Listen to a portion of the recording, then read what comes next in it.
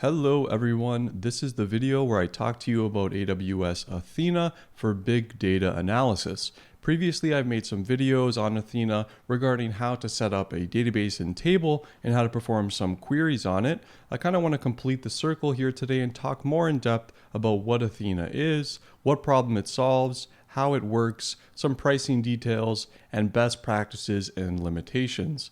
So let's get right into it and talk about what Athena is. So Athena is a serverless big data analysis tool. It allows you to perform some big data analysis on massive data sets without having to worry about the underlying infrastructure or the cost associated with that infrastructure. So along the same vein, you don't worry about infrastructure maintenance, you pay for the amount of data scanned during your queries. In addition to not worrying about the infrastructure, you don't have to worry about provisioning it, maintaining it, selecting the right type depending on your use case. None of that stuff really matters when you're using Athena because it's all automatically handled for you by AWS. So the third point is that you get to use familiar SQL on raw data stored in S3. And that's an important point here, data that's stored in S3. You get to keep your data stored on S3 and perform queries on it without having to transfer it into any other storage mechanism. So you can use S3 as your cold storage solution and use Athena to hook right into it and perform some queries on that data stored in very raw, natural form. And the fourth point is that you get to store it in S3 as CSV, JSON, Parquet, or other formats. This gets particularly powerful when you combine using Athena with solutions like Kinesis Firehose, where you can write data to a Kinesis Firehose stream. Kinesis Firehose will worry about batching that data and then automatically deliver it to S3 in one of these formats. I've used this extensively in the past, and it's a great solution when you combine it with Athena to load your data into S3, as well as to perform some comprehensive analysis on it. And the fifth point is that you get automatic parallel executions for some very fast performance. So kind of leading into the first 2 points, you don't need to worry about optimizing or selecting the right hardware for your cluster. This is automatically handled by Amazon for you. So now that we talked about what Athena is, let's move on and talk about what problem does it solve. So in a traditional big data analysis company, you may set up an EMR cluster, but with Athena, there's absolutely no need for this. Like I was saying before, you don't worry about the infrastructure, tuning, or setup or maintenance of an EMR cluster to perform some massive data analysis on it. You actually don't have to worry about getting that data onto EMR as well. It's stored in S3 in this case, and you just access it via Athena on an ad hoc basis. And secondly, it's perfect for infrequent queries on huge data sets. And in my opinion, this is where Athena truly shines. You can have your raw data stored in S3 and be able to query it at any point without having to worry about loading it into an EMR cluster or any other third-party destination. So this is, in my experience, where I've used Athena quite a bit in the past. It's infrequent queries on big data sets, something like log analysis where you have a massive amount of logs and you kind of want to analyze that. That's a perfect use case for using AWS Athena.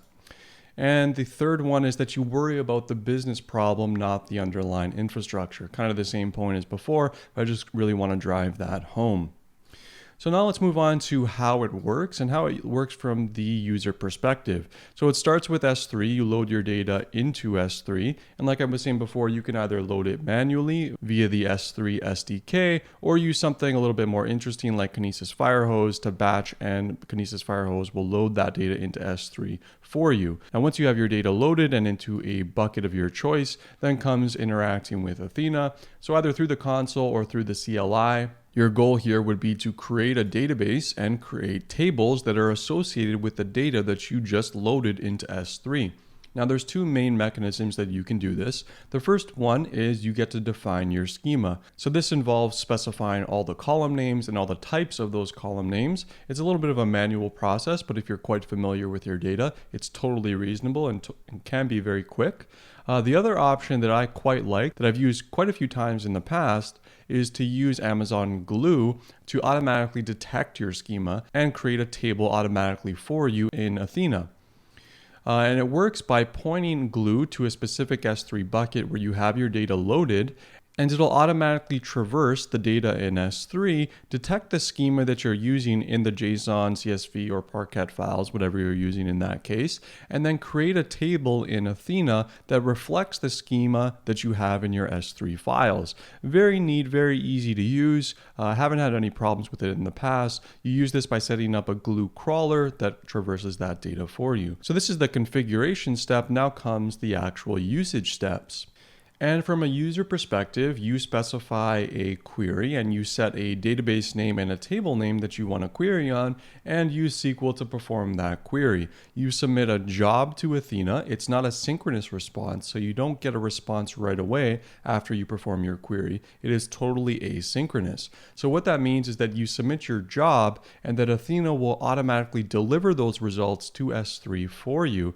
Now this can be a little bit problematic for those of you that are expecting asynchronous reply, but Athena unfortunately doesn't work like that. Everything is totally asynchronous. So if you do need that reply right away, you need to develop some other kind of mechanism to get that data back to your system.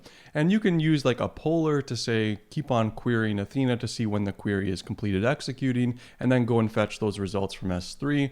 A little bit better kind of scalable solution, I would say, is combine this functionality with SNS put notifications and a Lambda function to automatically get notified when the results get delivered to S3. And then if you care about those results, you can automatically invoke some Lambda function. Maybe you want to transform them a little bit further and put them in a long-term database like DynamoDB or something else. But that's a little bit more scalable and optimal way to deliver those results to S3 and perform some analysis on the results.